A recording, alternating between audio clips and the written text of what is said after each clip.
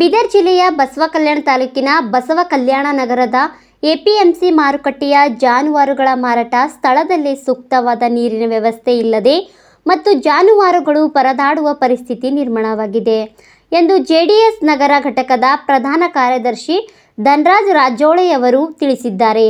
ನಗರದಲ್ಲಿರುವ ಎಪಿಎಂಸಿ ಮಾರುಕಟ್ಟೆಗೆ ಭೇಟಿ ನೀಡಿದ ಅವರು ಅಧಿಕಾರಿಗಳ ವಿರುದ್ಧ ಆಕ್ರೋಶ ಹೊರಹಾಕಿ ಸೂಕ್ತವಾದ ವ್ಯವಸ್ಥೆಯನ್ನು ಮಾಡಬೇಕು ಎಂದು ಆಗ್ರಹ ಮಾಡಿದ್ದಾರೆ.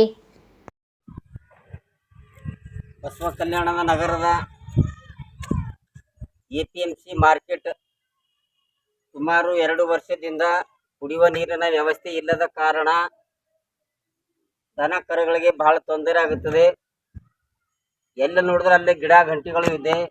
ತಾವು ದಯಮಾಡಿ ಸಂಬಂಧಪಟ್ಟ ಎಪಿಎಂಸಿ ಅಧಿಕಾರಿ ಮತ್ತು ಕೂಡಲೇ ಬಂದು ಪರಿಶೀಲನೆ ಮಾಡಿ ದನ ಕರುಗಳಿಗೆ ಕುಡಿಯುವ ನೀರಿನ ವ್ಯವಸ್ಥೆ ಮಾಡಬೇಕಾಗಿ ತಮಗೆ ಈ ಮೂಲಕ ತಿಳಿಸುತ್ತೇನೆ. ಹಾಗೂ ಸಂಬಂಧಪಟ್ಟ ಶಾಸಕರಾದ ಈಗಿನ ಹಾಲಿ ಶಾಸಕರಾದ ಶರಣು ಸಲಗರ್ ಮತ್ತು ಕರ್ನಾಟಕದಲ್ಲಿ ಇರ್ತಕ್ಕಂಥ ಕಾಂಗ್ರೆಸ್ ಗೋರ್ಮೆಂಟಿನ ಮಾಜಿ MLC ಆದ ವಿಜಯ್ ಸಿಂಗ್ ಸಾಹೇಬರೇ, ತಾವು ಇಬ್ಬರು ಶಾಸಕರಿದ್ದಂಗೆ ಕಾಣುತ್ತೀರಿ. ಇಲ್ಲಿ ಎಪಿಎಂಸಿ ಮಾರ್ಕೆಟ್ದಾಗ ಏನಪ್ಪ ಅಂದ್ರೆ ಕುಡಿಯುವ ನೀರು ವ್ಯವಸ್ಥೆ ಇಲ್ಲ. ಸಾರ್ವಜನಿಕರು ಬಿಸಿಲಾಗ ಬಂದಾಗ ಏನಪ್ಪ ಅಂದ್ರೆ ಶುದ್ಧ ಕುಡಿಯುವ ನೀರಿನ ವ್ಯವಸ್ಥೆ ಇಲ್ಲ.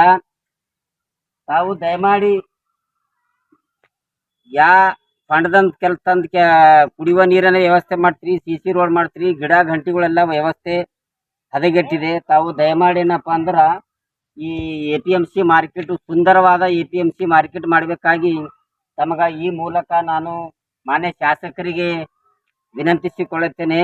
ನಾನು ಶ್ರೀ ಧನರಾಜ್ ಡಿ ರಾಜೋಳೆ, JDSನ ನಗರ ಘಟಕದ ಪ್ರಧಾನ ಕಾರ್ಯದರ್ಶಿಗಳಾದ ಧನರಾಜ್ ಡಿ ರಾಜೋಳೆ, ಒಂದು ವೇಳೆ ಒಂದು ವಾರದಾಗ ಸರಿಪಡಿಸದಿದ್ದಲ್ಲಿ ತಮ್ಮ ಕಚೇರಿಯ ಮುಂದೆ ನಾವು ಧರಣಿ ಮಾಡಲಾಗುತ್ತದೆ ಎಂದು ಈ ಮೂಲಕ ತಮಗೆ ಎಚ್ಚರಿಕೆ ಕೊಡುತ್ತಿದ್ದೇನೆ ಎಂದು ತಮಗೆ ತಿಳಿಸುತ್ತೇನೆ.